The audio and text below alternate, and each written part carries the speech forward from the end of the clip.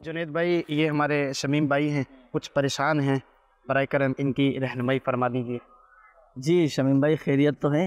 بس جنید بھائی گھر میں لڑائی جھگڑے ناچاکی بڑی پریشانی ہے۔ اللہ پاک آسانی فرمائے، اپنے حفظ و امان میں رکھیں آپ کو۔ چلیں میں ایک وظیفہ بھی میں عرض کرتا ہوں، ایک روحانی علاج میں آپ کو بتاتا ہوں۔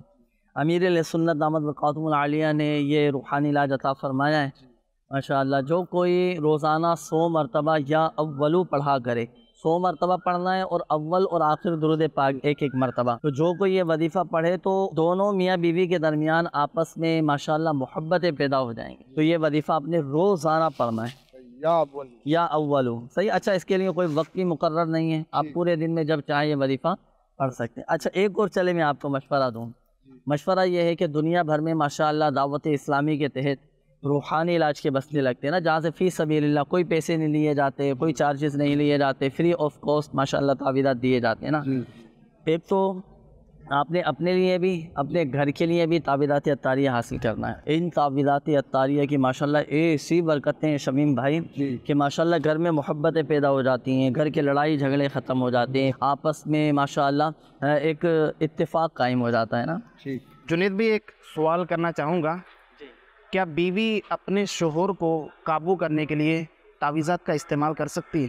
اچھا، ماشاءاللہ آپ کا یہ سوال ہے کہ بیوی اپنے شوہر کو قابو کرنے کے لیے تعویذات وظائف یہ پڑھ سکتی ہے، تعویذات استعمال کر سکتی ہے یا نہیں، لیکن اس کا جواب تو ہم معلوم کریں گے امیر اہل سنت دامت برکاتہم العالیہ سے کہ کیا بیوی اپنے شوہر کو اپنے بس میں کرنے کے لیے، اپنے قابو میں کرنے کے لیے، جیسا میں بولوں میرا شوہر ویسا کرے، تو کیا اس طرح اپنے شوہر کو قابو کرنے کے لیے تعویذات استعمال کرنا، وظائف پڑھنا اور اس طرح کی عملیات کرنا، کیا یہ درست ہے؟ اس حوالے سے رہنمائی فرما دیجیے۔ اللہ پاک عافیت نصیب فرمائے۔ الرجال قوامون علی النساء، مرد عورتوں پر حاکم ہیں۔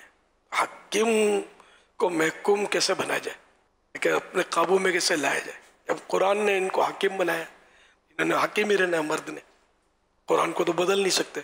تو بہرحال بعض عورتیں یہ ضرور کر رہی ہوتی ہیں ایسے عملیات تعویذات، پھر یہ جو پیسے کھینچنے والے جو بابا جی ہوتے ہیں ان کی پھر کمائی ہوتی ہے، اور یہ طرح طرح کے ان کو ٹوٹکے تعویذات وغیرہ دیتے ہوں گے۔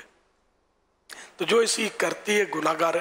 اپنے مرد کو قابو میں کرنے کے لیے بالکل عورت کو ایسی حرکت کرنا کیا سوچنا بھی نہیں چاہیے کہ یہ شریعت کی نافرمانی ہے، اللہ اور رسول کی نافرمانی ہے۔ عورت کو اپنے شوہر کی اطاعت کرنی ہے، فرما برداری کرنی ہے، یعنی اتنی فرما برداری کریں، اتنی فرما برداری کرے عورت کہ شوہر خود بخود قابو ہو جائے۔ یہ سمجھانے کے لیے عرض کر رہا ہوں کہ پھر آپ جو کہیں گے شوہر آپ کا خیال رکھے گا، آپ کا مان رکھے گا آپ کا کہ یہ بہت فرما بردار ہے۔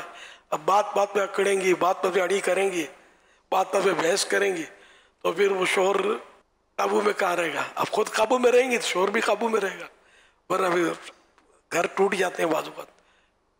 اس لیے وہ مطلب ایسا عورتوں کو نہیں کرنا چاہیے، اور مردوں کو بھی چاہیے کہ عورتوں پر شفقت کریں کہ وہ ٹیڑھی پسلی کی پیدائش بولتے ہیں نا، ہے واقعی ٹیڑھی پسلی کی پیدائش ہے عورت۔